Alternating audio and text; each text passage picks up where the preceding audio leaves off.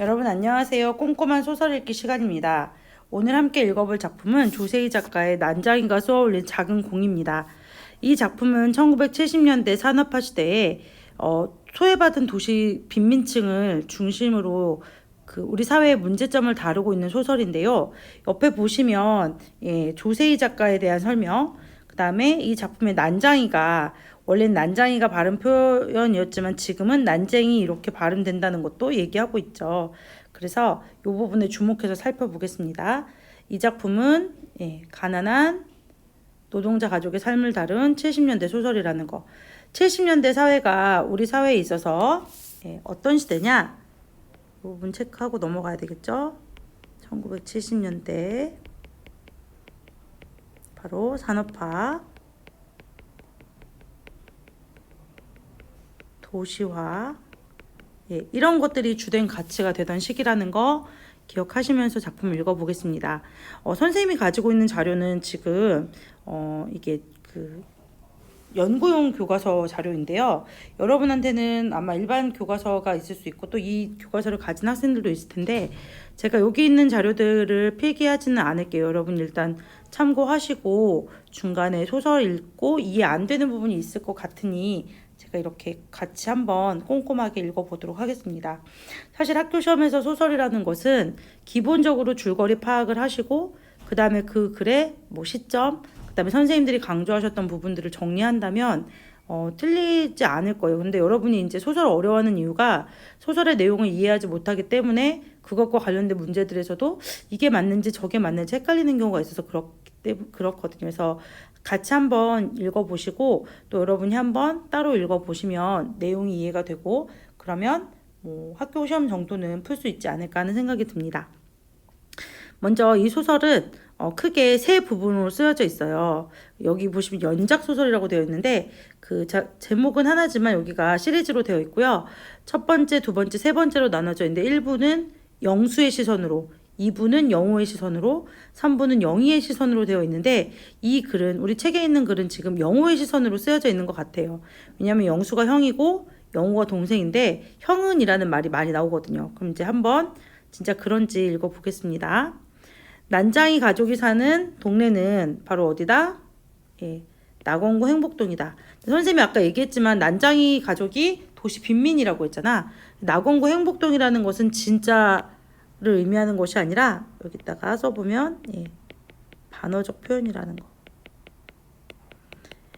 이 주인공들이 처한 현실이 결코 행복하지 않거든요. 근데 여기 지금 행복하다고 그리고 있기 때문에 낙원구 행복동을 이따가 써볼게요.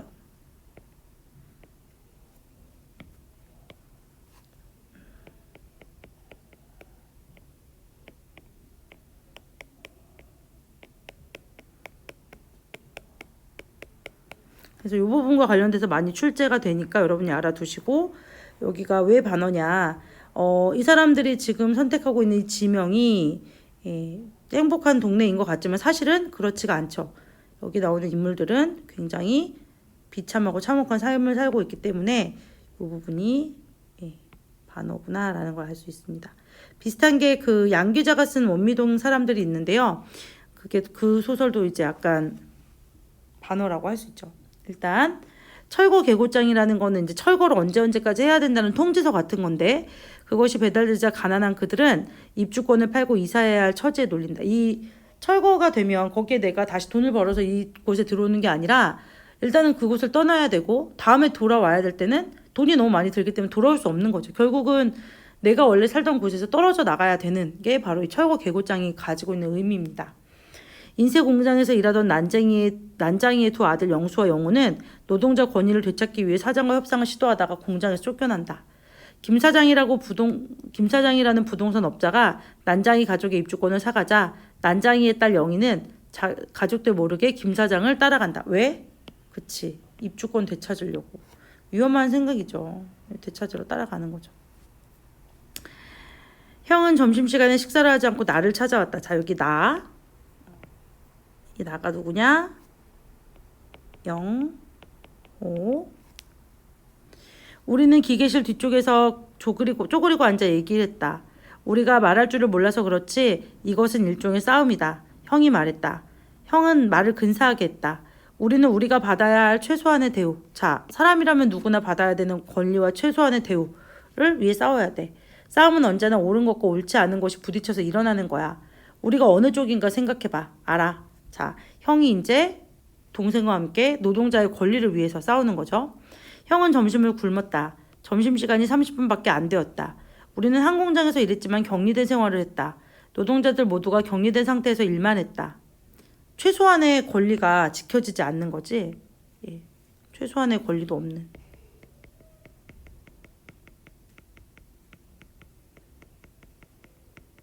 요새는 아르바이트를 해도 휴게 시간 1시간 주는 게 의무지만 이 당시만 해도 그런 게 없었다는 거죠. 예. 회사 사람들은 우리의 일양과 성분을 하나하나 조사해 기록했다. 그들은 점심시간으로 30분을 주면서 10분 동안 식사하고 남은 20분 동안은 공을 차라고 했다. 왜? 왜 이렇게 얘기했을까? 함께 모이면 안 되니까. 우리들은 좁은 마당에 나가서 죽어라고 공만 찼다. 서로 어울리지 못하고 간격을 둔 채 땀만 뻘뻘 흘렸다. 우리는 제대로 쉬지도 못하고 일했다. 공장은 우리들에게 일방적으로 원하기만 했다. 탁한 공기와 소음 속에서 밤중까지 일을 했다. 물론 우리가 금방 죽어가는 상태는 아니었다. 그러나 작업 환경의 악조건과 흘린 땀에 못 미치는 보수가 우리의 신경을 팽팽하게 잡아당겼다. 이 얘기가 뭐냐? 자, 그 작업 환경은 열악했다는 건 굉장히 고강도 노동이었어. 그러나 그것에 대한 노동의 대가는 낮은 거죠. 돈을 힘들게 일을 했는데 돈은 벌 수 없는 거야. 우리의 신경을 팽팽하게 잡아당겼다. 그래서 자랄 나이에 제대로 자라지 못하는 발육 부조 현상을 우리는 나타냈다. 자, 여기서 이 말, 발육 부조 현상. 돈이 있는 사람은 어때? 잘 자라. 돈이 없는 사람은 잘 못 자라지. 뭘 의미한다? 그쵸. 빈부 격차. 회사 사람들과 우리의 이해는 늘 상반. 상반이 무슨 뜻이야? 그치, 서로 다름. 사장은 종종 불황이라는 말을 사용했다. 그와 그의 참모들은 우리에게 쓰는 여러 가지 형태의 억압을 감추기 위해 불황이라는 말을 이용했다. 그렇지 않을 때는 힘껏 일한 다음 노사가 공평히 나누어 갖게 될 부에 대해서 이야기했다. 그러나 그가 말하는 희망은 우리에게 아무런 의미를 주지 못했다. 왜? 이런 말들이 뭐야? 모두 거짓인 거죠. 거짓. 우리는 그 희망 대신 간이 알맞은 무말랭이가 우리의 공장 식탁에 오르기를 더 원했다. 변화는 없었다. 나빠질 뿐이었다. 한 해에 2번 있던 승급이 1번으로 줄었다. 야간 작업 수당도 많이 줄었다. 자, 줄고 줄어. 노동자들도 줄여. 일은 그런데 많아지고 작업 시간은 늘어. 돈을 받는 날 우리의 노동자들은 더욱 말조심을 했다. 옆에 있는 동료도 믿기 어려웠다. 부당한 처사에 대해 말한 자는 아무도 모르게 쫓겨났다. 공장 규모는 반대로 커졌다. 자, 사람들은 점점 쫓겨나는데 공장 규모는 어때? 커져갔지. 활판 윤전기를 들여오고 자동차 접지기계를 들여오고 오프셋 윤전기를 들어왔다. 사장은 회사가 당면한 위기에 대해서 말했다. 적대 회사들과의 경쟁에서 지면 문을 닫을 수밖에 없다고 말했다. 이것은 우리 노동자들이 제일 무서워하는 말이었다. 사장과 그의 참모들은 그것을 알고 있었다. 자, 여기 보면 계속해서 노동자들에게 희생을 강요하고 너희가 앞으로 일하지 않으면 우리 회사는 어렵고 그래서 노동자들은 자기들의 앞으로를 위해서 희생하고 또 희생하고 노력했지만 돌아오는 건 없고 오히려 가진 자들의 배만 계속 불리는 거지. 그것은 생각만 해도 무서운 일이었다. 큰 공장이 문을 닫으면 수많은 노동자들은 갈 곳이 없었다. 작은 공장들이 채용할 인원은 한정되어 있다. 나는 돈을 못 벌고 놀게 될지도 모른다. 새로운 일터를 찾는다고 해도 낯선 곳이다. 작은 공장이라 작업장은 더 나쁘고 돈도 오르지 않은 채 받는 액수보다 훨씬 적을 수 있다. 생각만 해도 끔찍한 일이다. 노동자 대부분이 어린 나이에 들어와 중요한 성장기의 3, 4년을 이 공장에서 보냈다. 익힌 기술을 빼놓으면 성장의 기반이랄 게 없다. 우리 공원들은 우리가 아는 것 밖에는 사물을 이해하지 못했다. 아무도 땀으로 다진 기반을 잃고 싶어 하지 않았다. 내가 땀 흘려서 3, 4년을 이 자리까지 온 거야. 그러니까 쉽게 버려질 수가 없는 거지. 회사 사람들은 우리가 생각하는 것을 싫어했다. 공원들은 일만 했다. 대다수 공원들이 죄송합니다. 변화가 일어날 수 없는 상태를 인정했다. 무엇 하나 일깨워줄 사람도 없었다. 어른들도 자기들의 경험을 들려줄 것이 없었다. 마음속에서 옳은 것이 실제든 반대 방향으로 움직여지는 것만을 그들은 지켜보았다. 자, 내가 옳다고 여기는 가치가 실제로는 반대 방향으로 여겨지는 거지. 그것이 부조리한 현실을 의미한다.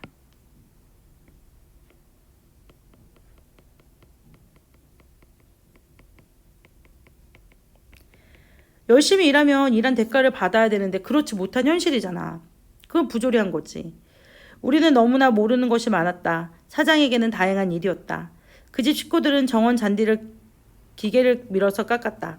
그 집 정원에는 손질이 잘 된 나무들이 밝은 햇빛을 받아 무럭무럭 자랐다. 이 공원들은 제대로 못 먹고 쉬지 못해 자라지 못하는데 나무들은 잘 자랐어. 그 집 나무들은 나무 종합병원에서 나온 나무 의사들이 돌보았다. 나도 나무병원 앞을 지나가 본 적이 있다. 간판에 귀대개 나무는 건강하십니까? 라고 쓰여져 있었다. 그 밑에 작은 글씨로 병충해 구제 진단, 생리적 피해 진단, 외과 수술, 건강유지 관리라고 쓰여져 있었다. 함께 지나던 어린 조혁이 말했다. 우리 집에는 나무가 없습니다. 나는 건강하지 못합니다. 자, 이게 무슨 말이야? 그치.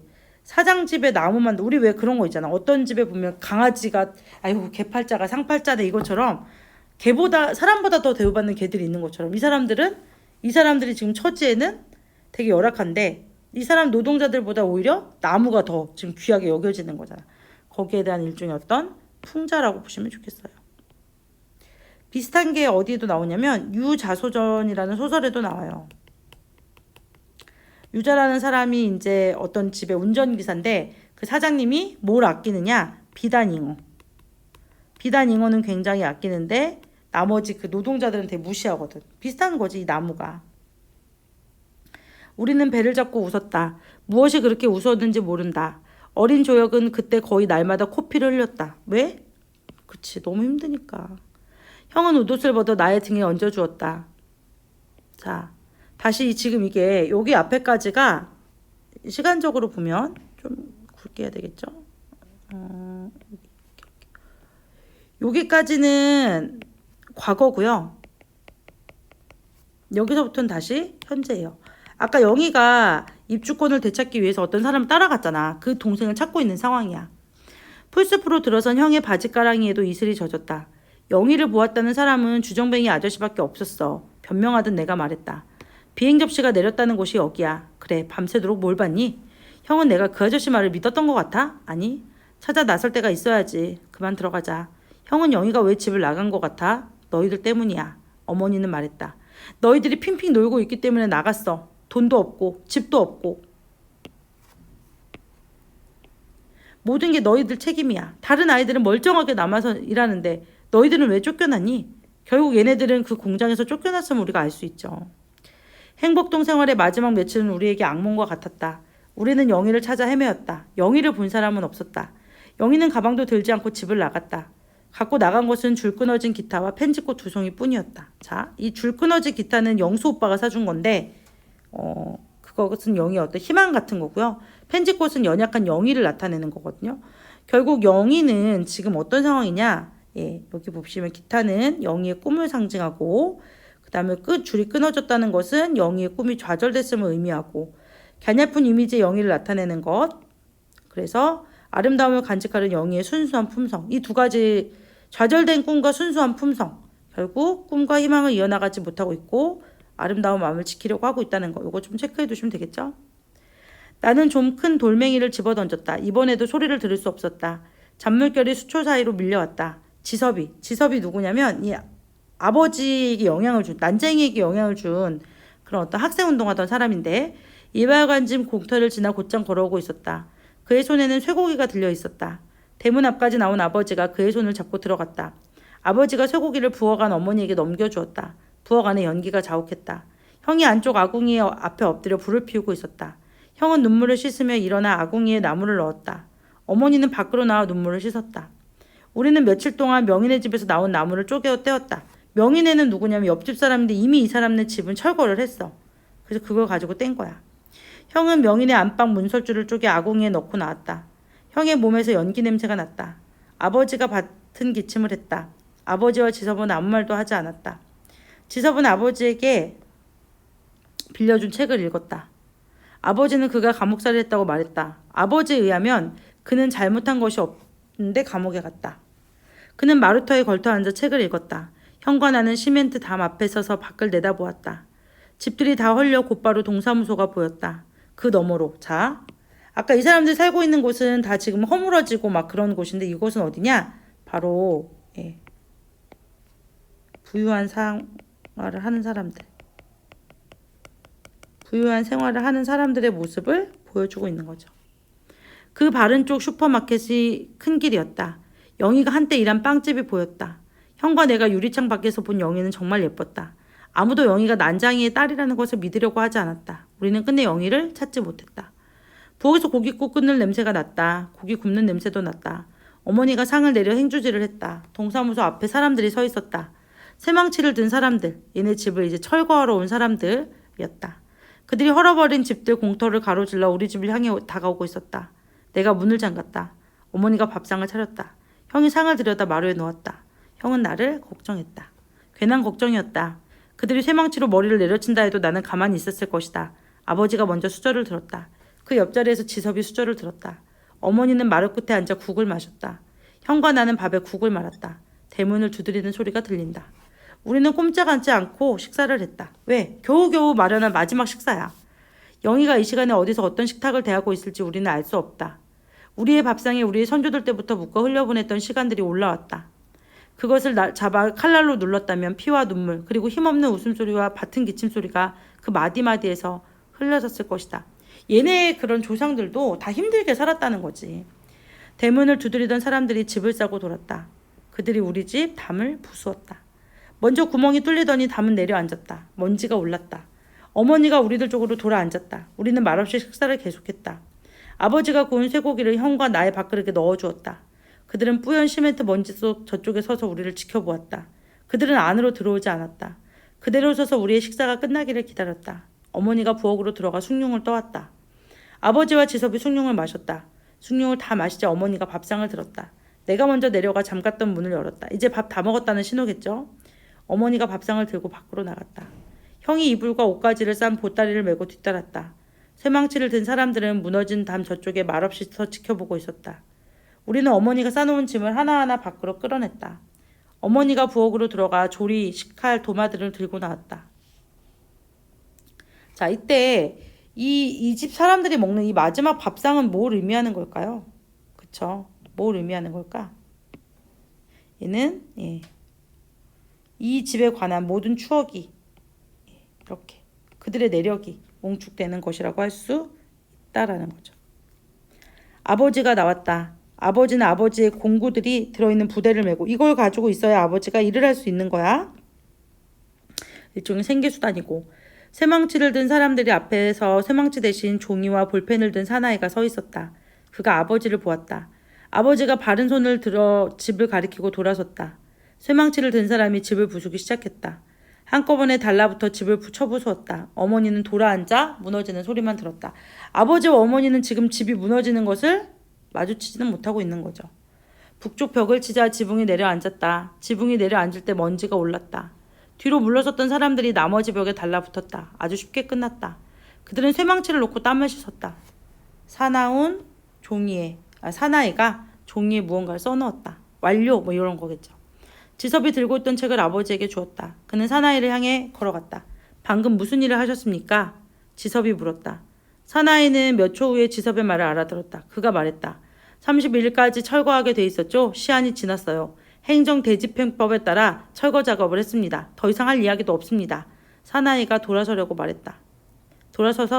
했다. 지섭이 재빨리 말했다. 지금 선생이 무슨 일을 지휘하시는지 아십니까? 편의상 500년이라고 하겠습니다. 1000년도 더 될 수 있지만 방금 선생은 500년이 걸려 지은 집을 헐어버렸습니다. 5년이 아니라 500년입니다. 그 500년이라는 게 도대체 뭡니까? 사나이가 물었다. 모르시겠어요? 지섭이 되물었다. 그만 비켜요. 당신이 덫을 놓았습니다.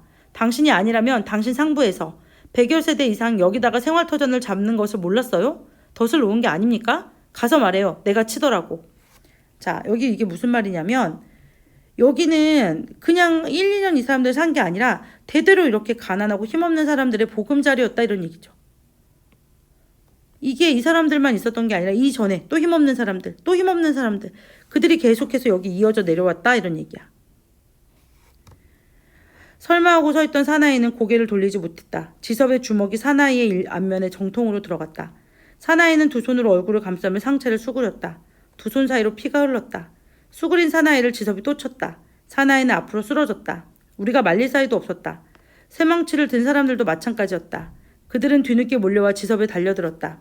여러 사람이 한꺼번에 치고받고 밟았다. 형과 내가 나설 차례였다. 그런데 아버지가 우리의 팔을 잡아 끌었다. 놔둬라. 아버지가 말했다. 아는 사람이 말하게 해라. 아는 사람 누구야? 지섭이야. 형과 나는 아버지에게 팔을 잡힌 채 보았다. 일은 간단히 끝났다. 사나이는 일어나고 지섭은 땅에 죽은 듯 쓰러져 있었다. 사람들이 지섭을 일으켜 세웠다. 어머니가 갑자기 몸을 떨면서 울었다. 지섭의 얼굴은 피에 젖었다. 피는 머리에서 얼굴로 흘렀다. 그들이 지섭을 끌고 갔다. 그들이 올 때처럼 곧바로 공터로 바로 질러 갔다. 동서무소를 지나 큰 길 쪽으로 나가는 것이 보였다. 아버지가 돌아서더니 들고 있던 책을 형에게 주었다. 아버지가 그들을 향해 걸어간다. 아버지의 작은 그림자가 아버지를 따랐다. 나는 더 이상 견딜 수가 없었다. 잠이 나를 눌러왔다. 자, 갑자기 이 상황에서 뭐 한대? 그치. 잠이 나를 눌러왔대. 나의 어떤 무력함을 드러내는 거죠. 나는 부서진 대문 한 짝을 끌어내 그 위에 엎드렸다. 햇살을 등에 느끼며 나는 서서히 잠에 빠져들었다. 우리 집 식구와 지섭을 제외하고는 모두 세상이 이상했다. 아니다. 아버지와 지섭마저도 좀 이상했다. 나는 햇살 속에서 꿈을 꾸었다. 영희가 펜지꽃 두 송이를 공장 폐수 속에서 던져놓고 있었다. 김 사장 집에서 생활하며 기회를 엿보던 영희는 가족들의 입주권을 찾아 도망친다. 입주 신청을 마치고 옛날에 살던 집으로 돌아온 영희는 식구들이 이미 떠나버렸고 아버지는 죽었다는 소식을 듣는다라고 했어요. 여기 한번 볼까요? 난장이 가족이 있는 집 있는 낙원구 행복동은 길 건너 주택가의 모습과 대비되죠. 여기서 우리가 낙원구 행복동이라는 말, 이게 반어.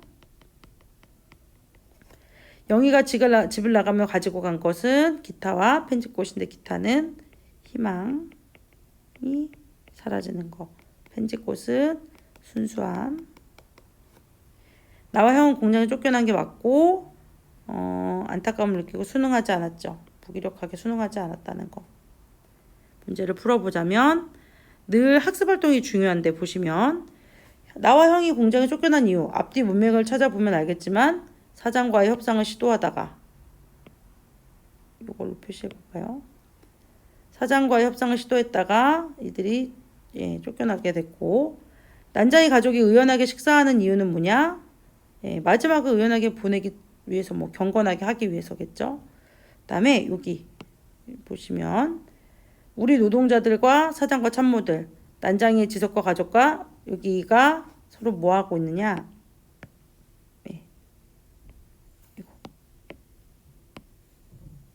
대립하는 거죠. 대립. 다음 장면을 통해 작품에서 강조하고 싶은 내용. 어린 조혁이 우리 집에는 나무가 없습니다. 나는 건강하지 못합니다. 라는 말을 할 때 우리가 배를 잡고 웃는 장면. 그 다음에 지섭이 사나이에게 철거를 따지다가 주먹을 휘두르지만 결국 쇠망치를 든 청년에게 매를 맞고 끌려가는 장면. 이런 것들을 통해서 하고 싶은 얘기가 뭘까요? 바로 노동자들의 비참한 삶, 열악한 목소리, 동시에 노동자의 지식인의 목소리가 폭력에 의해서, 다수의 권력에 의해서, 여기서는 중요한 게 자조적인 목소리. 자조가 뭐야? 그쵸. 스스로를 비웃는 거지. 자조적. 노동자들의 삶을 자조적으로 드러냈다는 거. 그다음에 얘는 지식인의 목소리가 폭력에 의해 눌린다는 거. 자, 난장이가 살고 있는 곳을 낙원구 행복동이라고 한 이유가 뭐냐? 이게 되게 중요하다고 선생님 계속 얘기했습니다. 얘는 작가는 반어적 설정함으로써 난장이 가족이 처한 비극적인 상황을 강조하고 있다. 그래서 반어적 설정을 통해서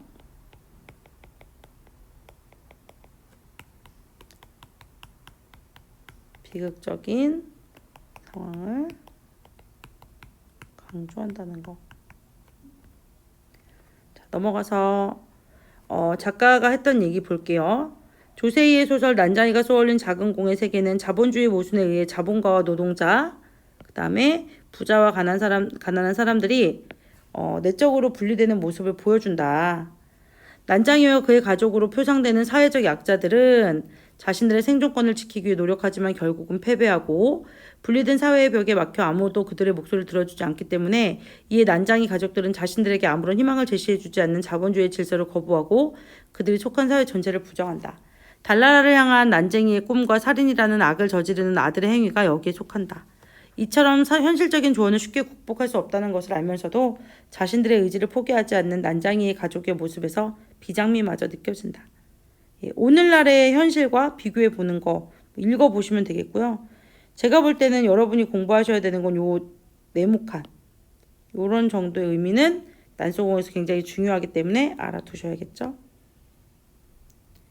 자, 연작소설 난쟁이가 쏘아올린 작은 공은 첫 작품에 해당하는 메비우스의 띠에서 수학교사는 우리 사회가 메비우스의 띠 같은 모습으로 되어졌다라고 하면서 A에서 이렇게 A, B, C, D가 좀 얘는 계속해서 연속되는 거지. 예. 이것의 의미가 뭐냐 얘기해보자. 근데 얘기해보시면 되겠어요.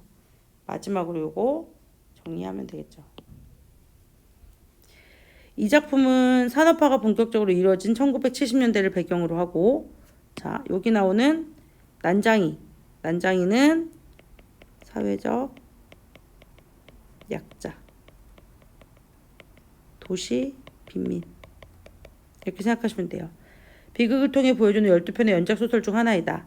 난장이인 아버지를 비롯해 어머니, 큰아들 영수와 둘째 아들 영호, 딸 영희의 연작작품도 다시 등장한다. 연작소설의 네 번째에 해당하는 이 이야기는 난장이 집에 철거 개고장이 배달되는 곳 시작된다. 자신들의 집이 철거된다는 소식을 듣고 가족들은 각자 다양한 반응을 보인다. 어머니는 더 불행한 일을 겪지 않기 위해 마음의 준비를 하고,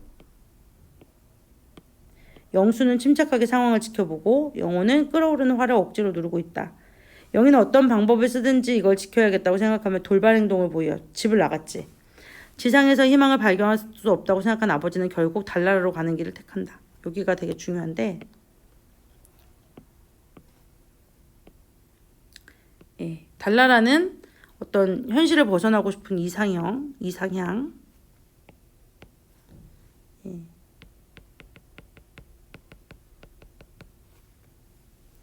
아버지의 죽음은 비극적이지만 세상에 남은 이들의 삶 역시 눈물겹다. 인쇄 공장에 다니는 영수와 영호는 과도한 노동 강요에 항의하다가 회사에 쫓겨나고, 영희는 돈 때문에 순수함을 유린당한다. 더욱 안타까운 것은 이들의 삶이 나아질 기미가 보이지 않는다는 점이다. 이 소설에서 가난에 대물림 문제, 노동 문제, 지식인의 현실 참여 문제 등을 광범위하게 다루고 있다.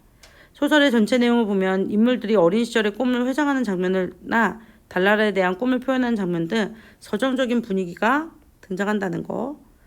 그게 오히려 작품의 비극성을 높인다는 거. 예, 그 다음에 실험적인 구성과 독특한 문제. 그 중간중간 시점이 왔다 갔다 하기도 하고, 독특한 문제라는 건 지금 스타카토 기법이라서 굉장히 문장을 짧게 그 마무리하잖아요. 이런 것들이 그 이전에서는 볼 수 없었던, 그래서 굉장히 70년대 현실을 잘 반영한 그런 소설로 꼽히고요. 이 소설이 굉장히 많이 팔리고 많은 사람들이 읽었는데, 그럼에도 불구하고 지금 70년대, 1970년대와 2020년을 사는 지금 우리의 모습이 크게 다르지 않다는 거. 그런 건 좀 생각해 볼 문제이지 않을까요?